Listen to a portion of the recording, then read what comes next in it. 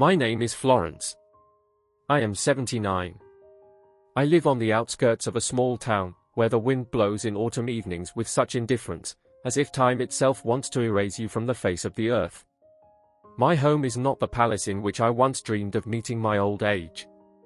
Modest, quiet, with peeling shutters and a sloping porch, he stands as I do, stooped, tired, silent. But, unlike me, he has nothing to hold on to. My children, Lev and Alina, are successful. Everyone has their own business, their own families, their own anxieties. They sometimes mention me when they need help or when they want to post something on social media during the holidays to show, we care. But to care is to come with a cake and a tight smile more than once a year. To care is to see a person, even when he gives you nothing. Grandchildren. Oh, how I once dreamed of playing with them, teaching them, telling stories about distant times, showing them how to catch fish, build tree houses. Instead, they look away when I walk into the room. They don't listen. They get angry when I ask for help with the phone or ask about new words I don't understand. For them, I am a failure in the system, a mild failure that did not find a place in the update. I go to a store where the cashier doesn't look me in the eye. She always rushes as soon as I try to ask if there is a discount. She only sees me as a delay, nothing more. In the hospital, young doctors talk past me. They are not interested in the fact that I once managed 100 people, built businesses, created jobs. For them, I am another body with a folder of tests. Let's write, and goodbye. Every day is a ritual of silence. I get up at 6. I make myself coffee that I can't taste anymore. I read old newspapers, not because the news is important, but to have something in hand. Then a walk. Not for health, but to remind myself, I can still go. I'm still breathing. Sometimes I sit on a park bench. I look at the young, at the lovers, at the laughter that sounds as if from another life. No one notices me. I am the background. Shadow. Who am I to them? An old man with a look that is looking for some kind of warmth. But he is not there. In the evening, I sit in a chair, keeping a diary. The pages are empty, but there is noise in the head. Not memories, not yet. So far, only cracks. I begin to think about how this happened. When I turned from a support into a burden. And why are those to whom I gave everything now so hastily turning away? Something is rotting inside me. Not an organ, not a soul. Starting to rot from the cold I feel every day. And if earlier I prayed for patience, now I catch myself thinking that the silence is beginning to speak. She whispers to me, look at them carefully. They didn't just forget. They betrayed you. I wasn't always old. And I certainly wasn't always useless. Once upon a time, I held my own life in my hands like a carpenter holds a hammer, confidently, accurately, with an understanding of every blow. I didn't have a rich father or an easy start. All I had was dirt under my nails, calluses on my hands, and the belief that honor is not a word, but a currency that is more valuable than any money. I had worked in construction since I was 16. My palms were like rhinoceros skin, but when I touched my wife's face, I became soft. Faith. God, how she believed in me. Together we opened our first business, transportation. One old bus, a few contacts, and endless endurance. Then another bus, more orders. And so, year after year, I built my name. I wasn't just a businessman, I was a pillar of support for people. Those who worked for me knew, the salary would always be on time. If someone was in trouble, I would help. There were times when I paid more taxes than my son earns now. But I didn't regret it. Because I had faith, everything I do is for the future, for the family. I raised my children with a clear rule, respect work, respect your word, never betray.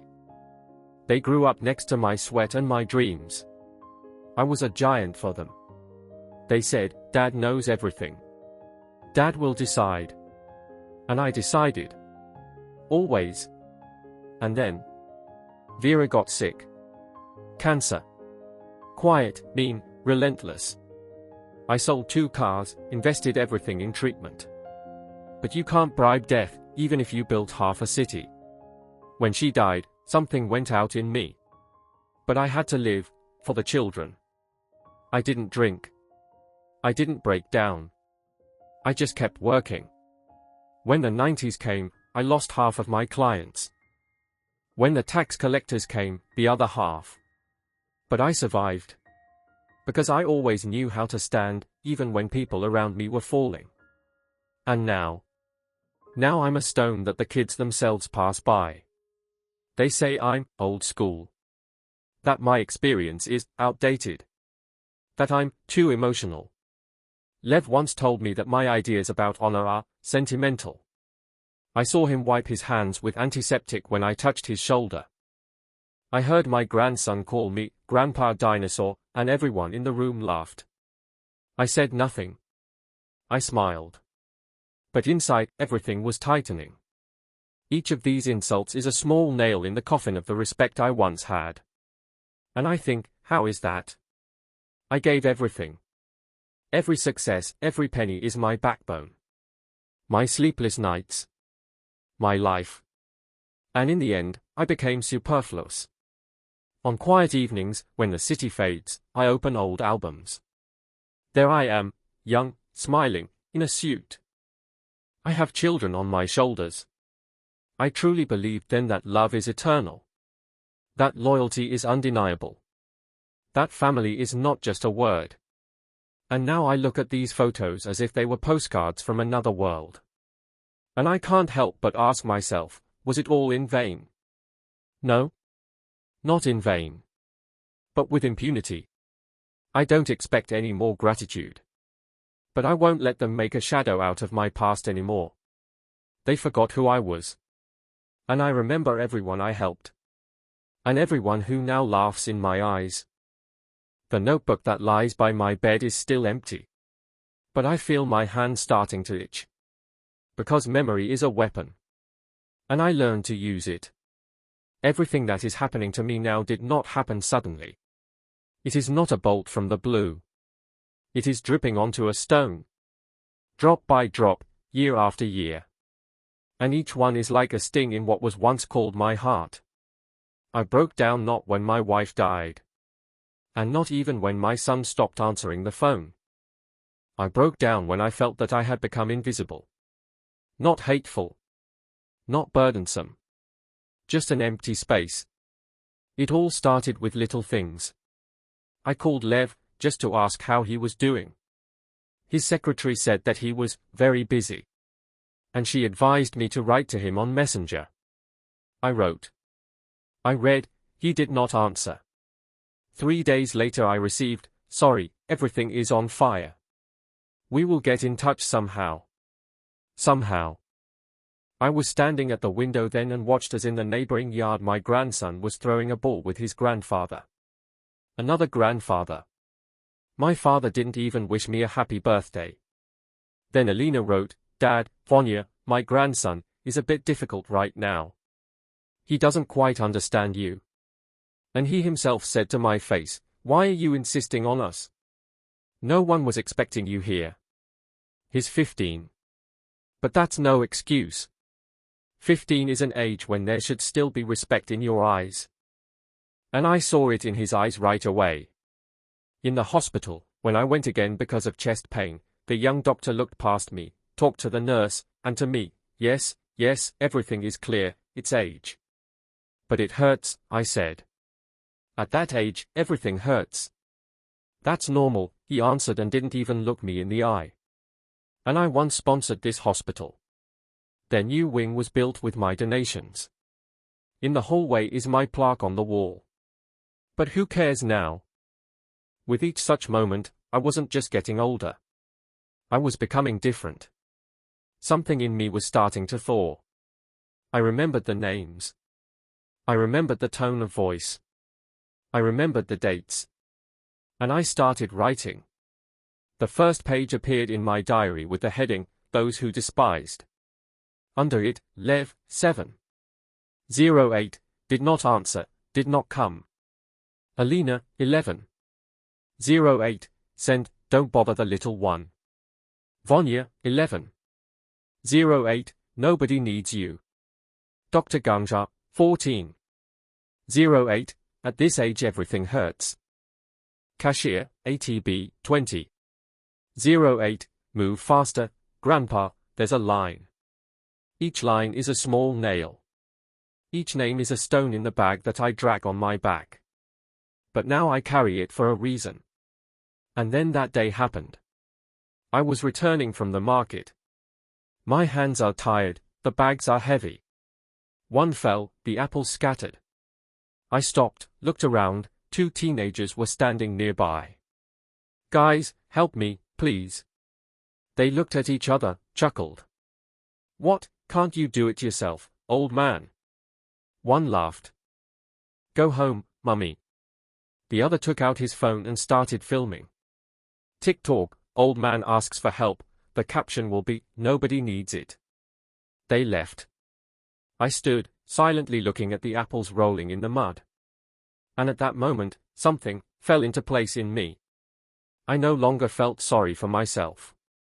I was no longer offended by their attitude. I just accepted it. And something else grew out of this silence. Strict. Dark. Concentrated. Now I know what to do. I returned home. I sat down in a chair. I took out my diary. On a new page I wrote one word, game. I sat in the dark. The room was silent as a grave, only the clock ticked on the wall. I used to be afraid of this silence, it pressed on me, suffocated. Now I listen to it as to an old ally. It spoke to me. And I listened. Faces came to life in my memory. Not only those who had despised me, but also those with whom I had once created another life, dark, flexible, but honest in its logic. I was not always a businessman in a suit. In the 90s, I knew how to walk on a razor's edge. A contract was not always on paper. An agreement was not always signed with a pen.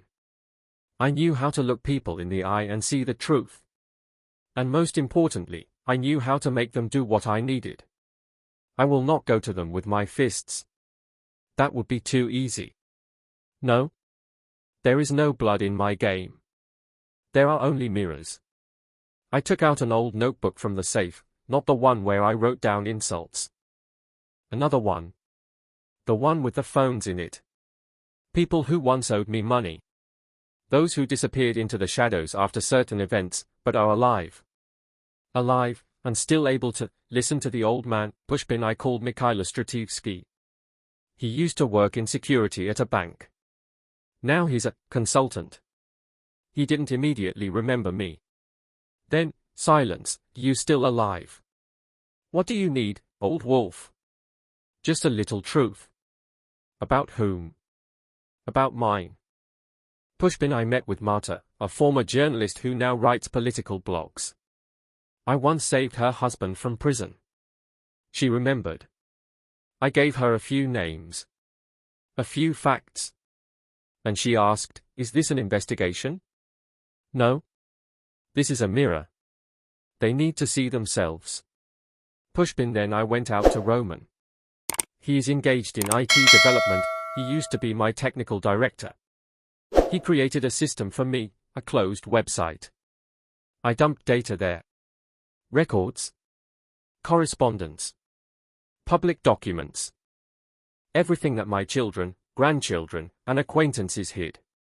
Pushpin I gave insider information about my son's financial schemes to my lawyer friends. And I gave Alina gossip about her husband and his business trip. I'm not lying. Just the truth that she herself did not want to see. Then I gave my son correspondence with a partner who betrayed him. Then I made sure that my grandson Vanya accidentally saw that his girlfriend was not as faithful as he thought. Everything seemed to be by chance. But I knew, there are no coincidences. I did not set their world on fire. I just turned over stones. And what was crawling under it came to light. Everything looked like a coincidence. Like force majeure. But I sat in the shadows and counted my steps. Alina stopped talking to her husband. Her son lost his investor. Her grandson lost trust in everyone. And the acquaintances who laughed at me have now become outcasts in their own circles. I didn't say anything to them. I didn't reproach anyone.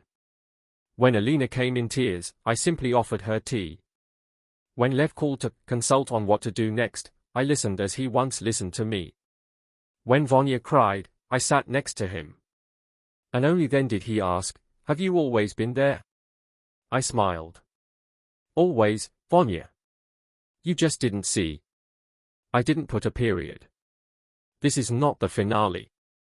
This is a lesson." And each of them, without a single scream, received it. I didn't expect applause. No one applauds for simply reminding you of who you are. And yet I saw the changes.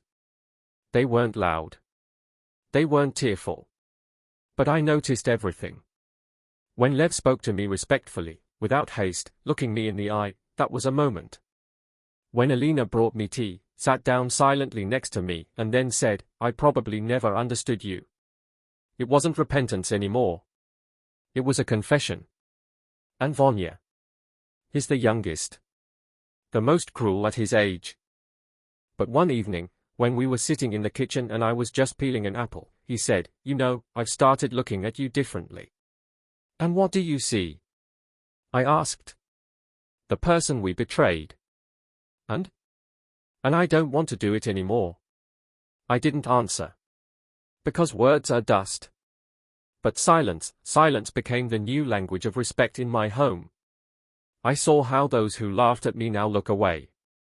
Not out of fear. No. They know that I am no longer an old grandfather.